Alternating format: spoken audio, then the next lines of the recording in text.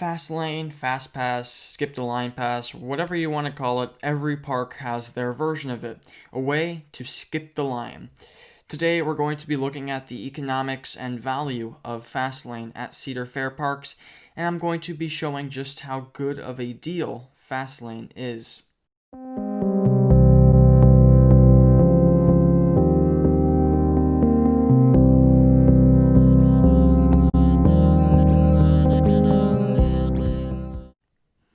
The first thing that I'd like to get out of the way is that a Fastlane pass is a absolute privilege. Not everyone can afford it, and I completely acknowledge that for purposes of this video. In fact, Cedar Fair's model is based on the fact that it is a premium ticket. However, I'm going to be running some calculations to demonstrate just how overpowered and at times underpriced the Fastlane model at Cedar Fair is. So I usually get a fast lane every time I go to a Cedar Fair park if the lines are over an hour, and it only takes a simple calculation.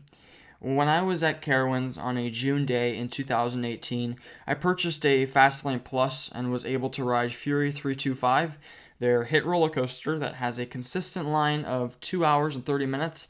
I was able to ride it about 15 times. This means that on Fury 325 alone, I managed to skip over 37 hours of waiting. This is not counting the 5 hours of waiting I spared on Intimidator, the 10 hours of waiting on Afterburn, and all the countless rides that I skipped the lines on that day. The next calculation that's important for this roller coaster train of thought is the value of your time. When you are using a standard ticket at a park like Cedar Point, where a day ticket costs about $45, an hour for you is worth about $3.50. If you're waiting about an hour for every roller coaster, you're paying about, once again, $3.50 to ride that ride. If you ride a roller coaster 6 times, then you've waited an average of 6 hours for that ride over the course of a day and are paying about $21 to ride. Now let's look at this through the same calculation with an hour of Fastlane Plus. I can ride that same roller coaster up to around 6 times without having to wait 6 times. With Fastlane Plus, which at Cedar Point costs around $140, although it does fluctuate, my hour is now worth $13. But if I'm riding a ride 6 times in an hour, then I'm really only paying for $2.16 a ride. You can see how this slowly adds up. The obvious counter-argument to Fastlane is the price. Why not just visit the park a second day or even a third day? 3 days at Cedar Point is around the price of a Fastlane Plus ticket.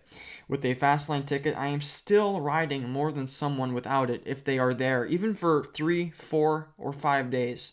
If it's a peak summer month, someone with Fastlane can ride more in a day than someone that is in the park for about 7 days or a week. Now, the math here can fluctuate for higher or for lower because I'm not taking into account weekdays, I'm not averaging out shorter lines in May and September, but I simply don't need to. The math still applies. Parks like Cedar Point and Carowinds also have a genius tier system put into place. You, as a consumer, can either buy a Fastlane, which has access to most of the rides in the park except for family rides, or a Fastlane Plus. The benefits do not vary in how much you can skip, but it matters in what you can skip. The main difference is that a Fastlane Plus has access to top-tier rides with the longest lines. At Cedar Point, only a Fastlane Plus grants you access to Steel Vengeance, Top Thrill Dragster, Millennium Force, and Maverick. This is crazy, and these are also what many people would consider to be the best rides at the park, hence why they have the longest lines. Doing so motivates consumers to purchase the more expensive option, because at the end of the day, it's only around $30 to $40 more expensive. McDonald's actually works in the exact same way. If you've ever been to a McDonald's, you're always forced with the option, do I want a meal or do I just want the sandwich?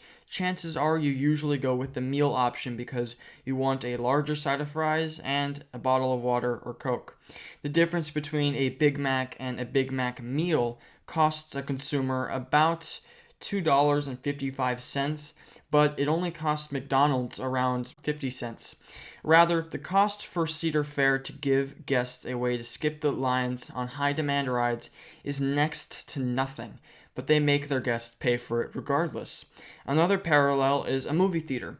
A medium popcorn might run you $3, while a significantly larger popcorn only costs $3.45. As a consumer who wants to maximize your profits on popcorn and wants to have popcorn until around the middle of the movie, you're automatically incentivized to opt for the bigger popcorn because it is much larger and yet the differences in price is not that big. In fact, at most movie theaters, you'll find a significantly cheaper and small size so that you can be forced to make that decision of buying the larger popcorn. All in all, the fast lane system at Cedar Fair is truly like no other. The only other park that features a similar system is the Universal parks. However, even those have certain precautions to prevent taking advantage of the system. It is a ridiculously good deal despite its high price, and if Cedar Point wanted to make the price even more expensive, they successfully could implement it. Thank you for watching, everyone. Be sure to leave a comment with your thoughts. Did you agree, disagree, maybe even a like, and be sure to have an awesome day and stay safe.